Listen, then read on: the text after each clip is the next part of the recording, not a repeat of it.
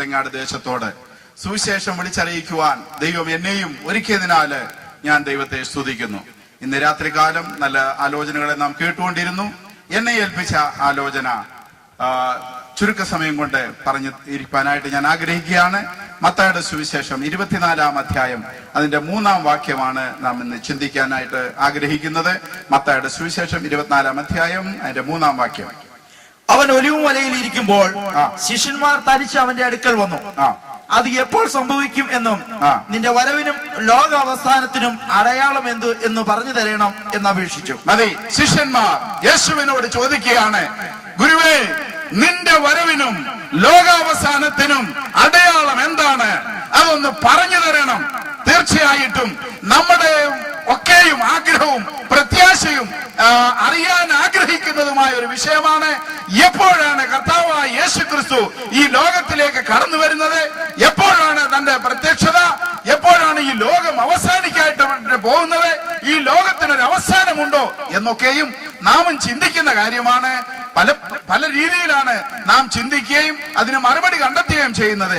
ശിഷ്യന്മാർക്കും അങ്ങനെ ഒരു ആഗ്രഹം ഉണ്ടായിട്ട് അവർ കറക്റ്റായിട്ട് അതിന് അധികാരികമായിട്ട് പറയുവാൻ കഴിവുള്ള ആളിന്റെ അടുക്കൽ തന്നെയാണ് കാര്യം ചോദിച്ചത്. നിന്റെ വരവിനും ലോകാവസാനത്തിനും അടയാളം എന്ത് എന്ന്. ദൈവത്തിന് സ്തോത്രം. പലരുടെയും ജീവിതം കണ്ടാൽ ഈ ലോകത്തിനൊരു അവസാനമില്ല, ഇതിങ്ങനൊക്കെ പോകുകയുള്ളൂ, ആർക്കും എന്തും എങ്ങനെയും ജീവിക്കാം എന്നുള്ളൊരു കാഴ്ചപ്പാടാണ് അനേകർക്കും ഉണ്ടായിട്ടുള്ളത്. ദൈവത്തിന് സ്തോത്രം. എന്നാൽ വേദപുസ്തകം പഠിക്കുമ്പോൾ നമുക്കൊരു കാര്യം മനസ്സിലാക്കുവാനായിട്ട് കഴിയും. ഇന്നല്ലെങ്കിൽ നാളെ വാഗ്ദത്തം ചെയ്ത കർത്താവ് വേഗം വരുവാനായിട്ട് പോകുകയാണ്. അതിന്റെ ലക്ഷണങ്ങൾ ലോകത്തിൽ നടന്നുകൊണ്ടിരിക്കുകയാണ്. അത് കർത്താവ് പറഞ്ഞു എപ്പോഴാണ് സംഭവിക്കുന്നത് എന്നുള്ളത്. ദൈവത്തിന് സ്തോത്രം. ഹല്ലേലൂയ. ലോകത്തിന്റെ അവസാനമുണ്ടോ?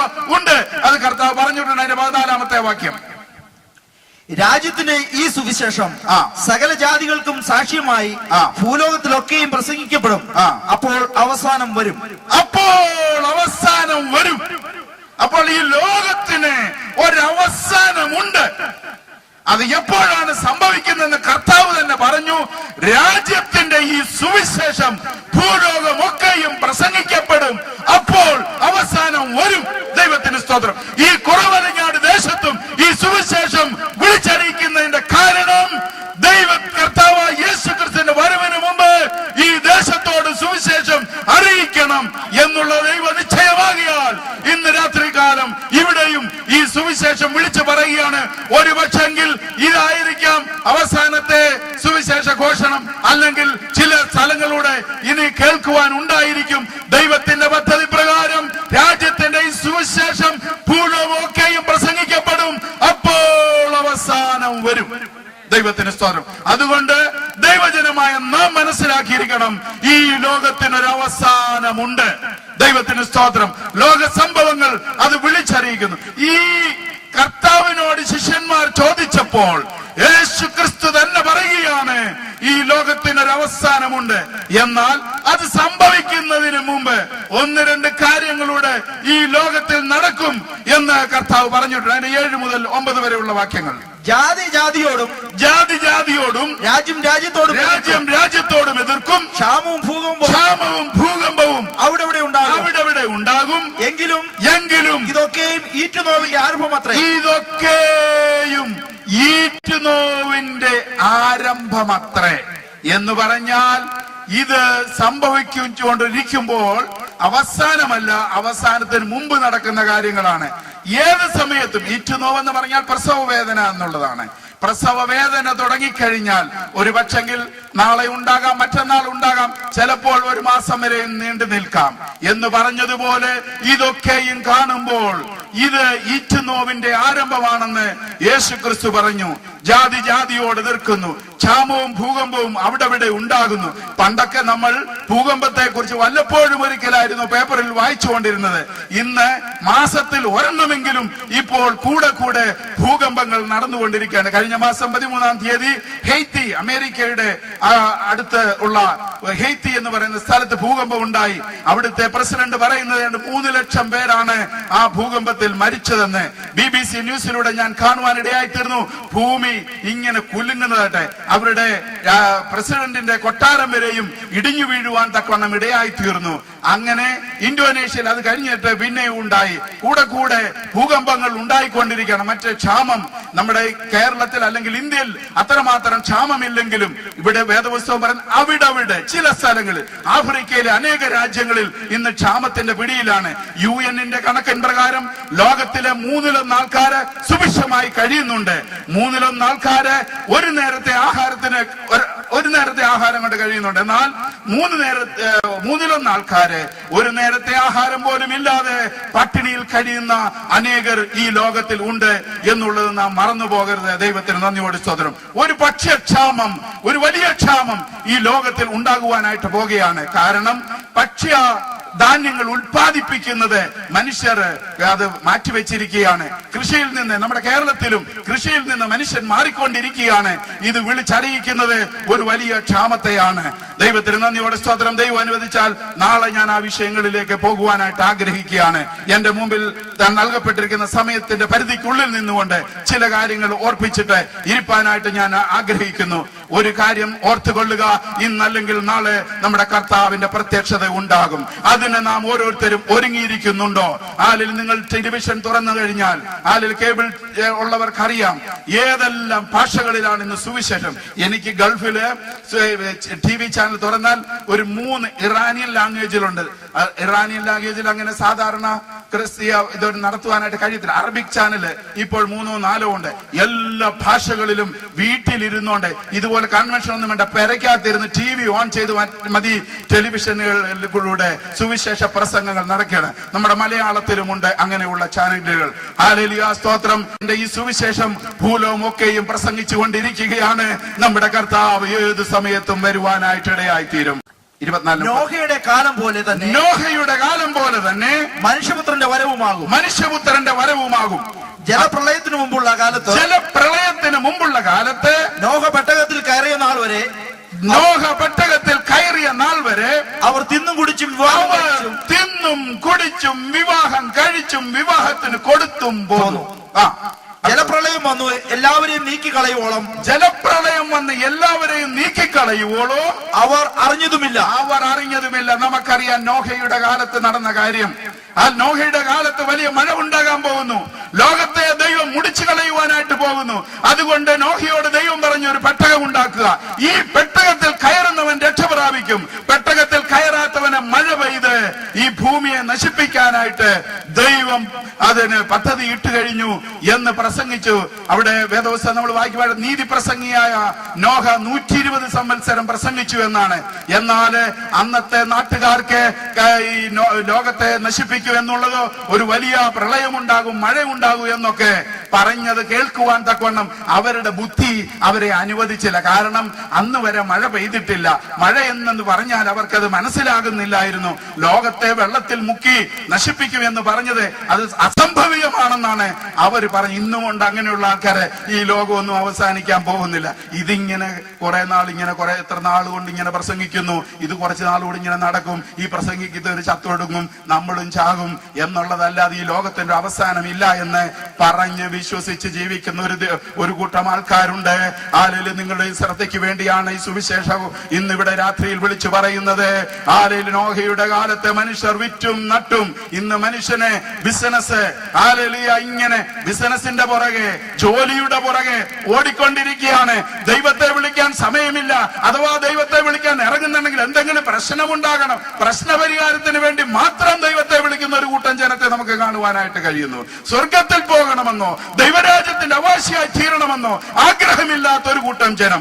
എന്നാൽ കാലാകാലങ്ങളിൽ ദൈവം ചിലരെ വിളിച്ചു വേർതിരിച്ചു. അതുകൊണ്ടാണ് നമുക്ക് ഇന്ന് രാത്രികാലം ഇവിടെ ആയിത്തീരുവാനിടയായി തീർന്നത്.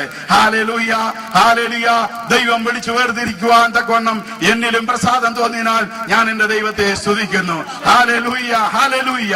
ദൈവജനമേ, കർത്താവിനെ രക്ഷിതാവായി സ്വീകരിച്ച് യേശുവിന്റെ നാമത്തിൽ സ്നാനപ്പെട്ട് ഹല്ലേലൂയ ദൈവവേദനായി തീർന്ന ദൈവമക്കൾ എത്ര ഭാഗ്യമുള്ളവരാണെന്നറിയാമോ?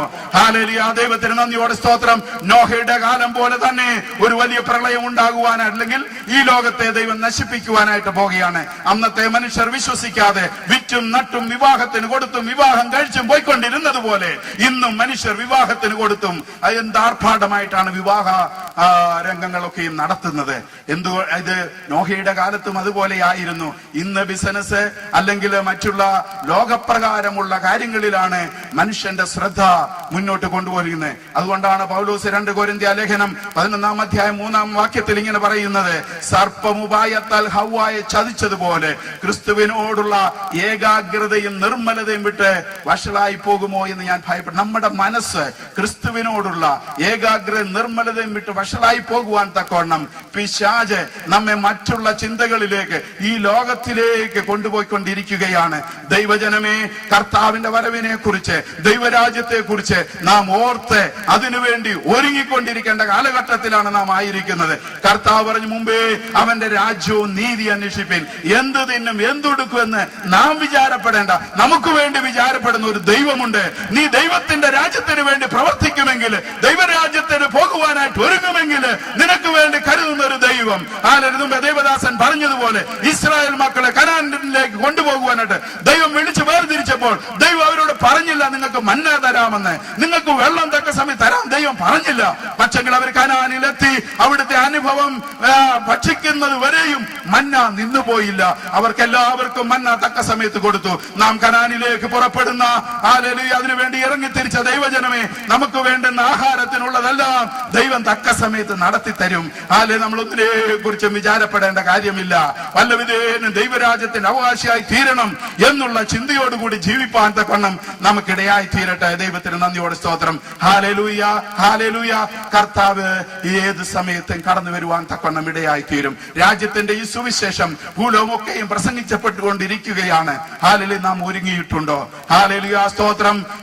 ക്ഷാമവും ഭൂകമ്പവും അവിടെ നടന്നുകൊണ്ടിരിക്കുകയാണ്. കർത്താവിന്റെ വരവിന് മുമ്പ് നടക്കേണ്ട കാര്യമാണ്. മറ്റൊരു കാര്യം, അതിന്റെ 12-ാമത്തെ വാക്യം, അധർമ്മം പെരുകുന്നത് കൊണ്ട് അനേകരുടെ സ്നേഹം തണുത്തു പോകും, എന്നാൽ അവസാനത്തോളം സഹിച്ചു നിൽക്കുന്നവൻ രക്ഷിക്കപ്പെടും. അധർമ്മം പെരുകുന്നത് കൊണ്ട് അനേകരുടെ സ്നേഹം തണുത്തു പോകും, എന്നാൽ അവസാനത്തോളം സഹിച്ചു നിൽക്കുന്നവൻ രക്ഷിക്കപ്പെടും. ഹല്ലേലൂയ. നമുക്ക് അതിമഹത്തായ ഒരു പ്രത്യാശ അല്ലെ പ്രതിഫലം, നമുക്ക് ഒരു വാഗ്ദത്തം ദൈവം തന്നിട്ടുണ്ട്. അത് ലഭിക്കുവോളും നാം ക്ഷമയോടെ കാത്തിരിപ്പാൻ തക്കവണ്ണം നമുക്ക് ഇടയായി തീരണം. ഹല്ലേലൂയ. ദൈവത്തിന് നന്ദിയോടെ സ്തോത്രം. ഹല്ലേലൂയ. അധർമ്മം പെരുകുന്നത് കൊണ്ട് അനേകരുടെ സ്നേഹം തണുത്തു പോകും. അധർമ്മം എവിടെ നോക്കിയാലും അധർമ്മങ്ങൾ നമുക്ക് ധാരാളമായി കാണുവാനായിട്ട് കഴിയുന്നു. ഹല്ലേലൂയ. പൗലോസിന്റെ ഭാഷയിൽ പറഞ്ഞാൽ 2 തീമോഥെയോസിന്റെ ലേഖനം 3 അധ്യായം 1 മുതൽ നമ്മൾ വായിക്കുമ്പോൾ, അന്ത്യകാലത്ത് ദുർഘട സമയങ്ങൾ വരുമെന്നറിയാം. മനുഷ്യർ സ്വസ്നേഹികളും ദ്രവ്യാഗ്രഹികളും വമ്പ് പറയുന്നവരും അഹങ്കാരികളും ദൂഷകന്മാരും അമ്മയപ്പന്മാരെ അനുസരിക്കാത്തവരും നന്ദി കെട്ടവരും എന്ന് പറഞ്ഞൊരു വലിയ ലിസ്റ്റ് അവിടെ കൊടുത്തിട്ടുണ്ട്. നിങ്ങളൊന്ന് ചിന്തിച്ച് നോക്കിക്കേ, ഇന്നത്തെ പോലെ ഇത്രമാത്രം ജനം ഇതിലേക്ക് ഇഴുകിച്ചേർന്നൊരു കാലഘട്ടം ഉണ്ടായിട്ടുണ്ടോ? അമ്മയപ്പന്മാരെ അനുസരിക്കാത്തവർ, നന്ദി കെട്ടവർ, ദ്രവ്യാഗ്രഹം, എങ്ങനെയും പൈസ ഉണ്ടാക്കണം, അത് ഏത് മാർഗത്തിലൂടെ ആയാലും കൊള്ളാം, പൈസ ഉണ്ടാക്കണമെന്നുള്ള ഒരു ചിന്ത, ദ്രവ്യാഗ്രഹം മനുഷ്യരിലേക്ക് കയറിയിരിക്കുകയാണ്. അത് എല്ലാ തലങ്ങളിലും നമുക്കത് കാണുവാനായിട്ട് കഴിയും. എന്ത് കൊടുത്താലും നന്ദിയില്ലാത്ത ഒരു കൂട്ടം ജനമാണ് നമ്മുടെ ചുറ്റുപാടുള്ളത്. അതൊരു പക്ഷെങ്കിൽ നമ്മിലും ഉണ്ടാകാം. ദൈവത്തിൽ അനേക നന്മകൾ പ്രാപിച്ചിട്ട് അതനുസരിച്ച് ദൈവത്തെ സ്തുതിപ്പാൻ നമുക്ക് കഴിയുന്നില്ലെങ്കിൽ നാമും നന്ദി കെട്ടവരുടെ ലിസ്റ്റിലുള്ളതാണ്. മറ്റൊരു മനുഷ്യൻ നമ്മൾക്ക് ഏതെങ്കിലും രീതിയിൽ സഹായിച്ചിട്ടുണ്ടെങ്കിൽ അവരോട് സ്നേഹമോ കടപ്പാടോ നമ്മുടെ ഹൃദയത്തിൽ തോന്നുന്നില്ലെങ്കിലും നാമും നന്ദി കെട്ടവരുടെ ലിസ്റ്റിൽപ്പെട്ട ആൾക്കാരാണ്. ഹല്ലേലൂയ. ദൈവത്തിന് സ്തോത്രം. ഇതൊക്കെ മറ്റുള്ളവരിൽ കാണുമ്പോൾ നമ്മൾ ഭാരപ്പെടേണ്ട, നിരാശപ്പെടേണ്ട. ദൈവവചനത്തിൽ എഴുതിയിട്ടുണ്ട്, അന്ത്യകാലത്തെ മനുഷ്യൻ ഈ സ്വഭാവക്കാരായിരിക്കും. ഇന്ന് അമ്മയപ്പന്മാരെ മക്കൾ അനുസരിക്കത്തില്ല, മക്കളെ അമ്മയപ്പന്മാരാണ് അനുസരിക്കുന്നത്. പിള്ളേർക്ക് എന്ത് വേണം അതാണ് അമ്മയപ്പന്മാർ. പണ്ടൊക്കെ ഒരു ഉടുപ്പ്, ഒരു നിക്കറൊക്കെ കിട്ടണമെങ്കിൽ ഓണമോ വല്ല ക്രിസ്മസോ ഒക്കെ വരുമ്പോഴായിരുന്നു. ഇന്നാണെങ്കിൽ മിക്കവാറും പിള്ളേർക്ക് ഇഷ്ടമുള്ള സാധനങ്ങൾ നമ്മൾ വാങ്ങിച്ചു കൊടുക്കുന്നുണ്ട്. അവർ ആഗ്രഹിക്കുന്ന ഡിസൈനും അവരാഗ്രഹിക്കുന്ന പാറ്റേൺ അനുസരിച്ചുള്ളത് കിട്ടിയില്ലെങ്കിൽ അവർക്ക് വേണ്ടാന്ന് പറഞ്ഞെടുത്തൊരു ഏറാണ്. അതുപോലെ ആഹാരത്തിന് വേണ്ടി ഒരു കാലത്ത് വിശക്കുന്നു എന്ന് പറയും അമ്മയുടെ പുറകെ കുഞ്ഞുങ്ങൾ നടക്കുവാൻ, ഇന്ന് കുഞ്ഞുങ്ങളുടെ പുറകെ അമ്മ നടക്കുകയാണ് കഴിക്കെന്നും പറഞ്ഞ്. ഹല്ലേലൂയ. കാലം വളരെ മാറിക്കൊണ്ടിരിക്കുകയാണ്, മാറി തുടങ്ങി. ഹല്ലേലൂയ. മാറ്റം അതിന്റെ അന്ത്യത്തിലേക്ക് എത്തിയിരിക്കുകയാണ്. ഞാനും നീയും ഒരുങ്ങിയിട്ടുണ്ടോ? ഹല്ലേലൂയ. കർത്താവായ യേശു ക്രിസ്തുവാണ് പറഞ്ഞത്, രാജ്യത്തിന്റെ ഈ സുവിശേഷം ഭൂലോകമൊക്കെയും പ്രസംഗിക്കപ്പെടും, അപ്പോൾ അവസാനം വരും. ഹല്ലേലൂയ. നോഹയുടെ കാലത്ത് ഹല്ലേലൂയ അവസാനം വന്നു. മഴ പെയ്തു, വെള്ളം നിറഞ്ഞു, പെട്ടകം പൊങ്ങി. ആ ലോകത്തിലുണ്ടായിരുന്ന സകല മനുഷ്യരും നശിച്ചു പോകുവാൻ ഇടയായി തീർന്നു. ഒരു നോഹയും കുടുംബവും മാത്രമേ ആ പെട്ടകത്തിൽ കയറിയിട്ടുള്ളൂ. ഹല്ലേലൂയ. നാം ആ പെട്ടകത്തിൽ കയറിയവരാണോ? ഇന്ന് രാത്രികാലം ആ പെട്ടകത്തിൽ ഹല്ലേലൂയ എത്ര പേർക്ക് കയറുവാനായിട്ട് ആഗ്രഹമുണ്ട്? ഹല്ലേലൂയ. ദൈവത്തിന് നന്ദിയോടെ സ്തോത്രം. അപ്പോൾ ചോദിക്കും, എവിടെയാണ് പെട്ടകമെന്ന്? വായിക്കാം. 1 പത്രോസിന്റെ ലേഖനം 3-ാം അധ്യായം 20-21 വാക്യം. 1 പത്രോസ് 3:20-21. ആ പെട്ടകത്തിൽ അല്പജനം എന്ന് വെച്ചാൽ 8 പേർ വെള്ളത്തിൽ കൂടി രക്ഷ പ്രാപിച്ചു. അത് സ്നാനത്തിനൊരു മുൻകുറി. അല്പജനം എന്ന് വെച്ചാൽ 8 പേർ വെള്ളത്തിൽ കൂടി രക്ഷ പ്രാപിച്ചു. അത് സ്നാനത്തിനൊരു മുൻകുറി. സ്നാനമോ ഇപ്പോൾ ജഡത്തിന്റെ അഴുക്ക് കളയുന്നതായിട്ടല്ല, ദൈവത്തോട് നല്ല മനസ്സാക്ഷിക്കായിട്ടുള്ള അപേക്ഷയായിട്ടത്രേ. യേശു ക്രിസ്തുവിന്റെ പുനരുത്ഥാനത്തിൽ നമ്മയെയും രക്ഷിക്കുന്നു. ആ പെട്ടകത്തിൽ അല്പജനം എന്ന് വെച്ചാൽ 8 പേർ വെള്ളത്തിൽ കൂടി രക്ഷ പ്രാപിച്ചു. അത് സ്നാനത്തിന് ഒരു മുൻകുറി. ഇന്ന് പെട്ടകത്തിൽ കയറിയവർ ആരെന്ന് ചോദിച്ചാൽ സ്നാനപ്പെട്ടവർ പെട്ടകത്തിലാണ്. ഹല്ലേലൂയ. ആരെങ്കിലും എന്റെ ശബ്ദം കേൾക്കുന്നവർ വിശ്വസിച്ച് സ്നാനമേൽക്കുവാൻ കഴിഞ്ഞിട്ടില്ലെങ്കിൽ ഹല്ലേലൂയ, നിങ്ങൾ ഈ പെട്ടകത്തിൽ കയറിയിട്ടില്ല. വിശ്വസിച്ച് സ്നാനമേറ്റാൽ ഈ പെട്ടകത്തിൽ കയറും. ദൈവത്തിന്റെ വചനം അപ്പോസ്തലനായ പത്രോസാണ് എഴുതി വെച്ചിരിക്കുന്നത്. അല്പജനം എന്ന് വെച്ചാൽ 8 പേർ വെള്ളത്തിൽ കൂടി രക്ഷ പ്രാപിച്ചു. അത് സ്നാനത്തിനൊരു മുൻകുറി. സ്നാനമോ ഇപ്പോൾ ജഡത്തിന്റെ അഴുക്ക് കളയുവാനായിട്ടല്ല, ദൈവത്തോടുള്ള നല്ല മനസ്സാക്ഷിക്കായിട്ടുള്ള അപേക്ഷയായിട്ടത്രേ. ഹല്ലേലൂയ. നമ്മെയും രക്ഷിക്കുന്ന ആ അപേക്ഷ ഹല്ലേലൂയ നാം സ്വീകരിപ്പാൻ തക്കണം ഇടയായി തീർന്നാൽ നാമും പെട്ടകത്തിലായി. നമുക്കറിയാം, പെട്ടകത്തിൽ 8 പേർ മാത്രമേ രക്ഷ പ്രാപിച്ചുള്ളൂ. നോഹയും നോഹയുടെ ഭാര്യയും അവരുടെ 3 പുത്രന്മാരും അവരുടെ ഭാര്യമാരും മാത്രമാണ് പെട്ടകത്തിൽ കയറുവാനായിട്ട് ഇടയായിത്തീർന്നത്. അന്ന് ഒരു കൂട്ടര്, സൈമൺ സാർ അതിനെക്കുറിച്ച് എഴുതിയത്, ഈ നോഹയ്ക്ക് എന്തോ തലയ്ക്ക് ലൂസ് ആയതുകൊണ്ടാണ് പുള്ളി ഇങ്ങനൊക്കെ വിളിച്ചു പറയുന്നത്. ഇവരെന്തൊക്കെയാ വിളിച്ചു പറയുന്നത്? ഈ മനുഷ്യന്റെ തലയ്ക്കെന്തോ അസ്വസ്ഥതയാണ്, അതുകൊണ്ടാണ് വെള്ളം വരും, ലോകം അവസാനിക്കാൻ പോവുക എന്നൊക്കെ പറയുന്നത് എന്ന് പറഞ്ഞ് കളിയാക്കിയിരുന്നു. അങ്ങനെ കളിയാക്കിയവരൊക്കെ വെള്ളം കുടിച്ച് ചാകുവാനായിട്ട് തുടങ്ങിയപ്പോൾ ഒരു പക്ഷെങ്കിൽ ഈ പെട്ടകത്തിന്റെ കിടന്ന് അടിച്ചു കാണും, ഞങ്ങളെ കൂടെ രക്ഷിക്കണമേ എന്ന്. ആലിലെ ഒരു ദേവദാസൻ പറഞ്ഞത്, ഈ നോഹയുടെ കൂടെ പെട്ടകം പണിയാൻ സഹായിച്ച ആശാരിയും അന്ന് അവരുടെ കൂടെ നിന്ന ആൾക്കാർ ഒരുത്തന് പോലും ഇതിനകത്ത് കയറുവാനായിട്ട് കഴിഞ്ഞില്ല. ഹല്ലേലൂയ. ദൈവത്തിന് സ്തോത്രം. ഇന്ന് രാത്രി കാലം ഹല്ലേലൂയ ഈ പെട്ടകത്തിൽ കയറിയിട്ടുള്ളവർ രക്ഷിക്കപ്പെടുവാനിടയായി തീരും. ഈ ലോകം അവസാനിക്കാനായിട്ട് പോകുകയാണ്. നാം ഒരുങ്ങിയിട്ടുണ്ടോ? Hallelujah, hallelujah, hallelujah. കർത്താവിന്റെ കാഹളനാദം എത്രയും വേഗം നാം കേൾക്കുവാനായിട്ട് പോകുകയാണ്. ലോകമൊക്കെയും ഈ രാജ്യത്തിന്റെ സുവിശേഷം പ്രസംഗിച്ചു കൊണ്ടിരിക്കുകയാണ്. ഹല്ലേലൂയ. ഇന്ന് രാത്രികാലം ആര് ഏൽപ്പിച്ചു കൊടുക്കുമോ അവരെ ചേർക്കുവാനായിട്ടാണ് കർത്താവ് വരുവാനായിട്ട് പോകുകയാണ്. ഇനി ഈ ലോകത്തിൽ സംഭവിക്കാൻ പോകുന്നതിനെ കുറിച്ച് കേട്ട് കഴിഞ്ഞാൽ നമ്മൾ ഹല്ലേലൂയ ഈ ലോകത്തിൽ നിലനിൽക്കുവാൻ വളരെ പ്രയാസമുള്ള കാര്യമാണ്. അതുകൊണ്ട് എത്രയും പെട്ടെന്ന് രക്ഷിക്കപ്പെട്ട് സ്നാനപ്പെട്ട് ദൈവകൃപയിലായി ദൈവരാജ്യത്തിൽ യേശുവിന്റെ ഹല്ലേലൂയ രാജ്യത്തിന്റെ അവകാശികളായി തീരുവാൻ, ജീവപുസ്തകത്തിൽ പേരെഴുതപ്പെട്ടവരായി കാണപ്പെടുവാൻ തക്കണം ഇടയായി തീരട്ടെ. വെളിപ്പാട് പുസ്തകം 20-ാം അധ്യായം 15-ാം വാക്യത്തിൽ എഴുതിയിരിക്കുന്നത്, ജീവപുസ്തകത്തിൽ പേരെഴുതി കാണാത്ത യവനെയും തീപ്പൊയ്കയിൽ തള്ളിയിടുമെന്നാണ്. പ്രിയമുള്ളവരെ, നമ്മുടെ പേര് ജീവന്റെ പുസ്തകത്തിൽ ഉണ്ടാകണം എന്ന് നമുക്ക് നിർബന്ധമുണ്ടായിരിക്കണം. ഹല്ലേലൂയ. ലൂക്കോസിന്റെ സുവിശേഷം 16-ാം അധ്യായം അതിന്റെ 19 മുതലുള്ള വാക്യങ്ങൾ വായിക്കുമ്പോൾ ലാസറിന്റെയും ധനവാന്റെയും കാര്യം അവിടെ എഴുതിയിട്ടുണ്ട്. ആ ധനവാൻ മരിച്ചു, അടക്കപ്പെട്ടു. ഹല്ലേലൂയ. എന്നാൽ അദ്ദേഹം യാതന അനുഭവിക്കുന്നിടത്തേക്കാണ് പോയത്. ഹല്ലേലൂയ. അവിടെ കിടന്നുകൊണ്ട് ആ ധനവാൻ വിളിച്ചു പറയുകയാണ്, അബ്രഹാം പിതാവേ, എനിക്ക് 5 സഹോദരന്മാരുണ്ടല്ലോ, അവരിങ്ങോട്ട് വരാതിരിക്കുവാൻ ഈ ലാസറിനെ അയച്ച് അവരോട് സുവിശേഷം പറയണമേ എന്ന്. അബ്രഹാം പറയുകയാണ്, അവർക്ക് മോശയും പ്രവാചകന്മാരും ഉണ്ടല്ലോ, അവരുടെ വാക്ക് കേൾക്കാഞ്ഞാൽ ഇനി മരിച്ചവരിൽ നിന്ന് ഒരുത്തൻ പോയി പറഞ്ഞാൽ കേൾക്കുകയില്ല എന്ന്. ഹല്ലേലൂയ. പ്രിയമുള്ളവരെ, ഹല്ലേലൂയ, സ്തോത്രം. നമ്മൾ ഉദ്ദേശിക്കുന്നത് പോലെ അല്ല. ഹല്ലേലൂയ. സ്വർഗത്തിൽ പോകുവാൻ അത്ര ഈസി ആയിട്ടുള്ള കാര്യമല്ല. ഹല്ലേലൂയ. വാതിൽ അടയ്ക്കുന്നതിന് മുമ്പ്, നോഹയുടെ പെട്ടകത്തിന്റെ വാതിൽ അടയ്ക്കുന്നതിന് മുമ്പ് കയറി കഴിഞ്ഞാൽ നമുക്ക് രക്ഷയുണ്ട്. ഈ ലോകം നശിക്കുവാനായിട്ട് പോകുകയാണ്. അതിനു മുമ്പ് രക്ഷിക്കപ്പെടുവാൻ, പെട്ടകത്തിന്റെ അകത്ത് കയറുവാൻ തക്കവണ്ണം ഇന്ന് രാത്രിയും അവസരമുണ്ട്. ദൈവത്തിന് നന്ദിയോടെ സ്തോത്രം. ഹല്ലേലൂയ. എന്റെ മുന്നിൽ സമയം കഴിഞ്ഞിരിക്കുകയാണ്. ഹല്ലേലൂയ. ഇന്ന് രാത്രികാലം ആരാ പെട്ടകത്തിൽ കയറുവാനായിട്ട് ആഗ്രഹിക്കുന്നു? നിങ്ങൾ കരമുയർത്തിയാൽ ഞങ്ങൾ നിങ്ങൾക്ക് വേണ്ടി പ്രാർത്ഥിക്കുന്നതാണ്. എനിക്കും ആ പെട്ടകത്തിൽ കയറുവാനായിട്ട് ആഗ്രഹമുണ്ട്. എനിക്ക് വേണ്ടി പ്രാർത്ഥിക്കണമെന്ന് ആര് ആഗ്രഹിക്കുന്നു അവർ കരമുയർത്തിയാൽ നിങ്ങൾക്ക് വേണ്ടി പ്രാർത്ഥിക്കുന്നതാണ്. നിങ്ങൾക്ക് കൂടുതലായിട്ട് വിവരങ്ങൾ അറിയണമെങ്കിൽ ദൈവദാസന്മാരുമായിട്ട് ബന്ധപ്പെടുക. അവർ നിങ്ങൾക്ക് വേണ്ടി പ്രാർത്ഥിക്കുകയും ദൈവവചനത്തിന്റെ ഉപദേശങ്ങൾ പറഞ്ഞു തരികയും ചെയ്യും. ഹല്ലേലൂയ. രാജ്യത്തിന്റെ ഈ സുവിശേഷം ഭൂലോകം ഒക്കെയും പ്രസംഗിക്കപ്പെടും. അപ്പോൾ അവസാനം വരും. ഈ ലോകം അവസാനിക്കാനായിട്ട് പോകുകയാണ് എന്ന് നമുക്കിങ്ങനെ നിൽക്കുവാനായിട്ട് കഴിയത്തില്ല. ഒരു കാര്യം നമുക്കറിയാം, നമ്മൾ ഇന്നല്ലെങ്കിൽ നാളെ മരിച്ചു പോകും.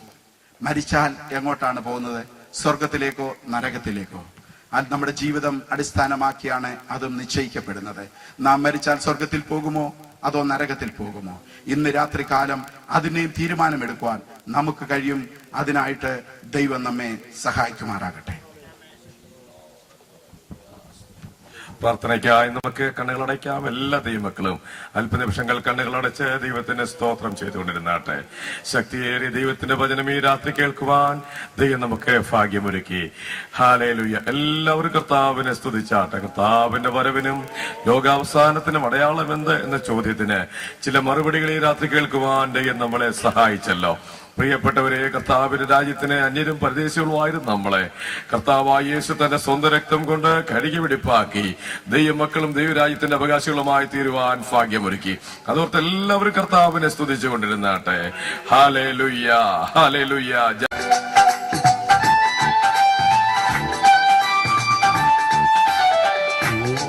കാൽവരി, ഓ കാൽവരി, ഓർമ്മകൾ നിറയുന്ന അൻപിൻ ഗിരി, ഓർമ്മകൾ നിറയുന്ന അൻപിൻ ഗിരി, ഓ കാൽവരി.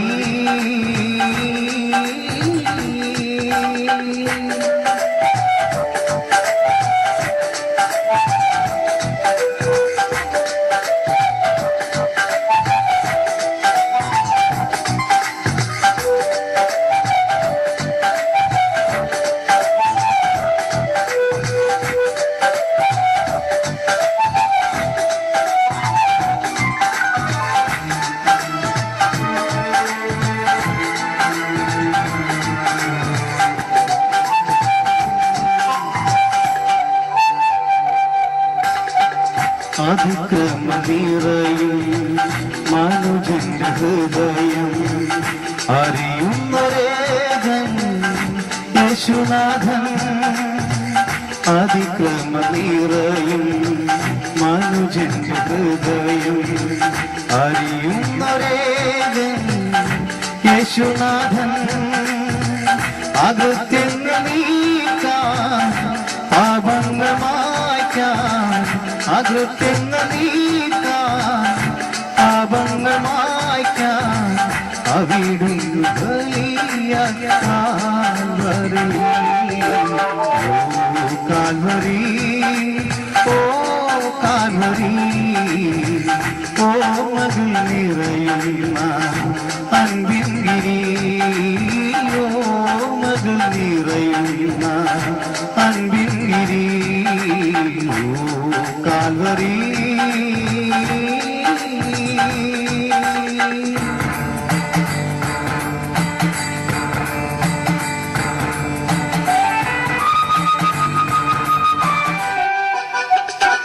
മലിനത നിറയുമീ മർത്യന്റെ ജീവിതം മനസ്സലിവിൻ ദൈവം മുന്നറിഞ്ഞോ മലിനത നിറയുമീ മർത്യന്റെ ജീവിതം മനസ്സലിവിൻ ദൈവം മുന്നറിഞ്ഞോ മറുവിലയാകാൻ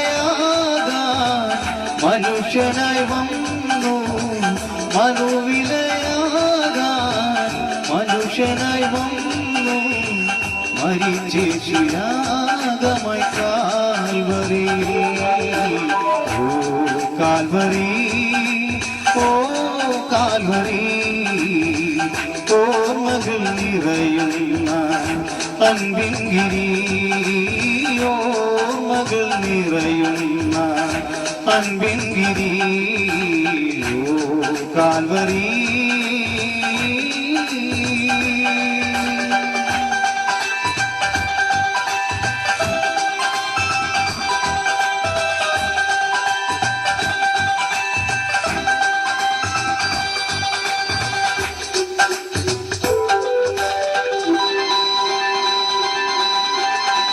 കപടത നിറയുമീ ഭൂമിയിലെന്നും കണ്ടിടുമോ ഈ ദിവ്യസ്നേഹം കപടത നിറയുമീ ഭൂമിയിലെന്നും കണ്ടിടുമോ ഈ ദിവ്യസ്നേഹം കണ്ണീര് പോകാൻ കൺമഷം തീർപ്പാൻ കണ്ണീര് പോകാൻ കൺമഷം തീർപ്പാൻ കരുണയിൻ രൂപം കാൽവരിയിൽ ഓ കാൽവരി ഓ കാൽവരി ഓർമ്മകൾ നിറയുന്ന അൻപിൻ ഗിരി ഓർമ്മകൾ നിറയുന്ന അൻപിൻ ഗിരി ഓ കാൽവരി